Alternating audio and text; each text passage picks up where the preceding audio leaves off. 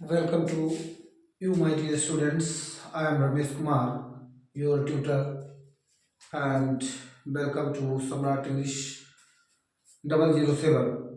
आइए, आपका स्वागत है इंटरमीडिएट की फ्लेमिंगो बुक की पहली पोएम माई मदर एट 66 जो कि है उसके बारे में थोड़ा सा डिस्कस करते हैं माय डियर। ये जो पोएम है माई मदर एट 66, ये जो पोएम है ये कमला दास की बहुत अच्छी आ, मैं कहूँ कि डॉटर एंड मदर से रिलेटिव या उनके रिलेशनशिप के बारे में कही गई है।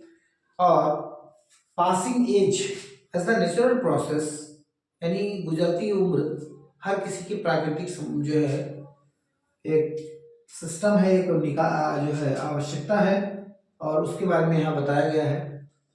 क्या होता है कि जो कमला दास है मीन्स जो आपकी पोएटस है वो कोचीन को जा रही है और साथ में उसकी कार पर उसकी मम्मी बैठी हुई है। कहती है कि driving from my parents home, driving from my parents home, parents home यहाँ जो लिखा है इसका मतलब वो अपने गृहनगर से टू कोचिन यानी कोचिन की ओर लास्ट फ्राइडे यानी पिछली जो है शुक्रवार को ड्राइविंग चल दी मॉर्निंग, यानी पिछली शुक्रवार की सुबह वो कोचिन की ओर जब जा रही थी अपने गृहनगर से, Ayesha my mother beside me, तो मैंने देखा। कौन कह रही है? पोएटस कह रही है कि उसने देखा। Ayesha my mother beside me means वो उसके बगल बैठी हुई उसकी माँ को उसने देखा। पहले बहुत क्या माँ को नहीं देखा था? क्या देखा था, लेकिन अब वो कह रही है कि हमने अपनी माँ को बड़े ध्यान से देखा। कैसे? क्यों? Dose open mouth, dose open mouth, dose माने ऊँघना, हल्की सी जम्हाई लेना, तो जो है झपकी लेना, झपकी ले रही थी। ओपन माउथ माने खुले मुंह से वो झपकी ली हुई थी। हर फेस एस मिस होता है, एस मिस होता है राख, अगर हिंदी में कहा जाए तो एस मीन्स होता है राख, और राख मीन्स हल्का कलर, भद्दा, यानी जो उनका चेहरा था वो एकदम बिल्कुल भद्दा हो गया था। कैसे? दैट ऑफ ए कॉर्पस, कैसे? जैसे एक कार्पस मीन्स होता है जो है लाश या मुर्दे के जैसे एकदम बिल्कुल हल्के पड़ गए थे, एकदम भद्दे से नजर आते थे। मीन्स कहने का मतलब यहाँ इन लाइनों में लाइक लगा हुआ है, इसलिए एक लिटरेरी डिवाइस जो आपकी होती है, I know everyone knows well, सभी लोग जानते हैं, यदि लाइक कहीं लगा है, एज कहीं लगा है, तो यहाँ पर ऐसे वाक्य में सिमिली का प्रयोग होता है। तो यहाँ सिमिली है आपका एक लिटरेरी डिवाइसेस, ठीक है, कार्पस। उसके बाद यानी यहाँ चार जो लाइनें हैं उनकी हम पहले हिंदी देख लेते हैं कि पिछले शुक्रवार सुबह जब हम कोचिन अपने गृहनगर से जा रहे थे तो हमारी माँ जो हमारे बगल बैठी हुई थी, मैंने उनको बड़े ध्यान से देखा और वो क्या कर रही थी? ऊँघ रही थी, माने वो हल्की सी झपकी ली हुई थी और उनका चेहरा बिल्कुल लाश के समान भद्दा सा नजर आता था। फिर मुझे क्या हुआ? पेन हुआ, ये देखकर कि उनकी उम्र बहुत हो गई है तो मुझे पेन हुआ, पेन एंड रियलाइज्ड, मुझे दुख हुआ, दर्द हुआ, एंड रियलाइज्ड, और मैंने महसूस किया, विद दैट, इसी के साथ, यानी उस चेहरे को देखकर मैं इमेजिन में चली गई, इमेजिन करने लगी। क्या इमेजिन करने लगी? दैट की she was as old as she looked, जितना वो दिखती हैं उतना ज्यादा ही वो वृद्ध भी हो चली हैं। लुक्ड एज सी लुक्ड, जैसा वो दिखती हैं उतना ही ज्यादा वो वृद्ध हो गई हैं। बट सुन, नहीं, ये देखकर मुझे बहुत दुख हुआ, मैंने जो भी महसूस किया कि वो उनकी उम्र अब काफी हो गई है, इसलिए ये सोचकर कि कहीं सेपरेट ना हो जाए हमसे, वो अलग ना हो जाए, ये सोचकर मुझे बहुत दुख हुआ। बट सुन, लेकिन जल्द ही, put that thought away, that thought away, put away माने दूर रखना, पुट अवे मीन्स दूर रखना, जल्द ही मैंने ऐसे सोच, ऐसे विचार को अपने आप से दूर किया, और दूर करने के बाद and looked out at young trees sprinting. एक और शब्द बहुत प्यारा सा आया है, स्प्रिंटिंग। स्प्रिंटिंग मीन्स भागते हुए, स्प्रिंटिंग मीन्स भागते हुए। अब यहाँ ट्रीज दे दिया है, पोएटस ने ट्रीज स्प्रिंटिंग को दिया है, इसका मतलब ये है कि ट्रीज स्प्रिंटिंग कर रहे हैं कैसे, the Mary children spilling out means खुशहाल बच्चों की तरह वो भी क्या हो रहे हैं, खुश जो है खुशियां मना रहे हैं और भागते चले जा रहे हैं। मीन्स यहाँ मानवीकरण भी है और यहाँ आपका सिमिली मेटाफर भी है। Trees sprinting, Mary children spilling means दोनों को एक का एक रूप दे दिया गया है, इसलिए आपका मेटाफर भी है। आउट ऑफ दियर होम्स, जो अपने घरों से बच्चे खुशहाल से बाहर निकलकर मौज मना रहे थे, आनंद ले रहे थे, ऐसे वो पेड़ जैसे भाग रहे थे। But after the airport check, security check, लेकिन जो है जो ही एयरपोर्ट पर मैंने सुरक्षा जांच के बाद खुद को देखा और उसके बाद standing a few hours away, अपनी माँ को जो कुछ गज दूरी पर खड़ी हुई थी उनको देखा। I looked again at her, मैंने दोबारा उनको देखा। Means but after the airport security check, लेकिन एयरपोर्ट की सुरक्षा जांच के बाद I looked again at her, मैंने standing a few yards away, यानी जो हमारी माँ कुछ गज दूरी पर खड़ी हुई थी उनको मैंने बड़े ध्यान से देखा। कैसी हो गई थी, वेन, भद्दा कलर, हल्का हो गई थी, बिल्कुल अजीब सी लग रही थी, पेल पीले पड़ गए थे, चेहरे उनके पीले पड़ गए थे। एज विंटर्स मून, फिर आपको एक बार सिमली के दर्शन हो रहे हैं। एज विंटर्स मून यानी जाड़े के जो है चांद के समान उनको बताया गया है। क्यों? क्योंकि आप जाड़े में चांद को देखते हैं तो वो धुंधला हो जाता है, तमाम डस्ट फ्रस्ट और जो है वो उसकी बूंदें, ड्यू की बूंदें जो होती हैं उनकी वजह से जो चांद होता है वो धुंधला सा नजर आता है। मेरा चांद कहीं आया है नजर, ऐसे उसमें नजर डालना पड़ता है तब कहीं वो जो है पड़ता है, यानी वो धुंधला सा हो जाता है।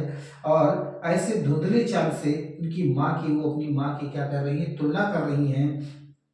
एंड फेल्ट, और विंटर्स मून यानी ये जो इन लाइनों में है इनमें भी आपका सिमिली नजर आता है। एंड फेल्ट दैट, और उन्हें ऐसा लगा कि ओल्ड फैमिलियर एक, यानी शायद वो बचपन में भी अपनी माँ से एक बार अलग हो गई थी। फैमिलियर माने पुराना सा, जाना पहचाना सा, एक माने दर्द, ओल्ड माने पुराना, सुपरिचित, फैमिलियर परिचित, ओल्ड पुराना सा, दर्द। माई चाइल्डहुड फियर्स मीन्स बचपन में जब वो अपनी माँ से अलग हो गई थी वो दर्द उन्हें पूरा याद आ गया। लेकिन अब वो चूंकि पार्टिंग हो रही थी, विदाई हो रही थी, वो बाहर जा रही थी, इसलिए बट ऑल आई सेड, वो केवल इतना मैं कह पाई, मीन्स कहती है लेकिन मैं केवल उनसे ये कह पाई, सी यू सून अम्मा, हम फिर मिलेंगे और फिर मिलेंगे। मीन्स उसके मन में बहुत दर्द था, बहुत परेशान हो गई थी, इसलिए स्माइल, उसने 3 स्माइल यहां पर आया है, 1 2 एंड 3 स्माइल। पहला, जब वो बहुत दुखी हो गई तब उसने अपने दुख पर विजय पाते हुए इस मुस्कुरा दी कि कहीं उसकी माँ मेरे दुख को, यानी मेरी माँ मेरे दुख को जान जाए, इसलिए वो मुस्कुरा दी। दूसरा स्माइल, और फिर वो मुस्कुराते हुए बोली, शायद आशा की किरण है, हम आपसे जरूर मिलेंगे। एंड स्माइल, और इस तरह से वो मुस्कुराते हुए विदाई करना चाहती थी, इस तरह से वो मुस्कुराते हुए बोली, I said I was, see you soon amma, हम जल्द मिलेंगे, कोई बात नहीं, नेवर डाउट। इस तरह से आपकी पोएम्स की 1 बाय 1 लाइन जो कुछ भी है, आपको रिलेटेड कोई भी समस्या हो तो आप कह सकते हैं। मैंने 1 बाय लाइन 1 बाय 1 मैंने यहाँ पर डिफाइन कर दिया है। यदि आप कुछ चाहें इसके रिलेटेड तो आप इसे कमेंट के साथ जो है हमारे साथ शेयर कर सकते हैं, लेकिन आप इसका अगर चाहें तो एक स्क्रीनशॉट ले लें और इसके बाद हम इसके सेंट्रल आइडिया लिखा देते हैं। आपके बोर्ड परीक्षा के एग्जाम के हिसाब से ये पोएम बहुत जो है और महत्वपूर्ण है। माई मदर एट 66 और थिंगा ब्यूटी, कीपिंग क्वाइट, ये 3 पोएम अगर आप बहुत अच्छे से लर्न कर ले जाते हैं बहुत अच्छे से। पोएम तो लर्न ही नहीं करना है, आपको पोएम समझना है। आई होप कि आपको समझ में आ गया होगा। इसके तुरंत बाद हम आपको सेंट्रल आइडिया करा देते हैं। सेंट्रल आइडिया आपको लर्न हो जाएगी, मेरा दावा है कि हमेशा के लिए लर्न हो जाएगी और उससे आपको अच्छे खासे नंबर मिलेंगे। माय डियर स्टूडेंट्स, अभी आपने पोएम को समझा और उसका थोड़ा सा समझ लिया, और हम अब चलते हैं अपने नेक्स्ट पड़ाव और नेक्स्ट बिंदु पर। और सबसे महत्वपूर्ण ये है, प्रयास किया है मैंने कम से कम शब्दों में दिखाने के लिए, और ये आपकी सेंट्रल आइडिया है। निश्चित तौर पर अपने बोर्ड परीक्षा में इसे आप छाप लीजिए, आज से ही पक्का है कि आएगी जरूर। और इसको आप बहुत इजीली भाषा में लिख सकते हैं। हम यहाँ समझा देते हैं, this beautiful and real poem is written by great Indian poets Kamala Das. This माने ये ब्यूटीफुल एंड रियल, ये सुंदर और वास्तविक कविता, इज माने है, रिटन माने लिखी गई, बाय ग्रेट इंडियन पोएट्स, बहुत अच्छी यानी महान भारतीय किसके, कवित्री कमला दास के द्वारा लिखी गई है। The relationship between daughter and mother, relationship माने संबंध, बिटवीन माने के बीच, डॉटर एंड मदर यानी माँ और बेटी के बीच का जो रिलेशनशिप है, इज डिस्क्राइब्ड, वह वर्णन किया गया है इन दिस पोएम, इस कविता में। Passing age is natural process, गुजरती उम्र, बढ़ती उम्र एक प्राकृतिक प्रोसेस, प्रक्रिया है। But poetess is much worried, कवित्री बहुत चिंतित है, अबाउट पासिंग एज, गुजरती उम्र के बारे में, एंड सेपरेशन और अलगाव के बारे में, of her mother, because of love, अपने प्रेम, अपने अफेक्शन, स्नेह के कारण कवित्री अपनी माँ की गुजरती उम्र और उनसे बिछड़ने के डर से बहुत ज्यादा चिंतित है। She starts to enjoy, after that, leaving that, she starts to enjoy with outer world, she starts to enjoy, वो आनंद लेना शुरू कर देती है, विद आउटर वर्ल्ड, बाहरी संसार के बारे में, by putting away this above thought, ये जो थॉट है यानी पासिंग एज और सेपरेशन, इस थॉट से वो क्या करती है, थोड़ा सा अपने को रिलैक्स करके क्या करती है, थोड़ा सा आनंद लेने का प्रयास करती है। Suddenly she starts to compare her mother to winter's moon, अचानक वो अपनी माँ की कंपेयर यानी तुलना करने लगती है विंटर्स मून के साथ। एंड एट लास्ट, और अंतिम में, she shows her affection and love about her mother in the last line, और अंतिम लाइन में वो अपनी माँ के प्रति अपना स्नेह और प्रेम प्रकट करती है।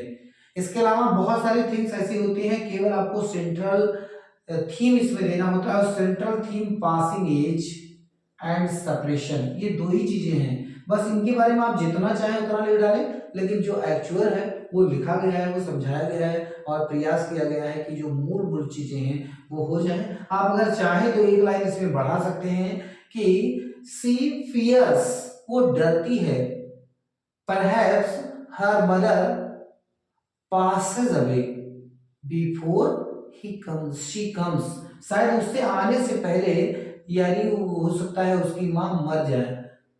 लेकिन इस बात को हमने बहुत ज्यादा नहीं लिखा है, क्योंकि सेपरेशन जो है यानी अलगाव, ये दोनों ही चीजों को बयां कर देता है, इसलिए हमने प्रयास किया है कि बहुत कम शब्दों में लिखा जाए। सेपरेशन और पासिंग एज दोनों इसी के एक हिस्सा है, इसीलिए मैंने इसको लिख दिया है।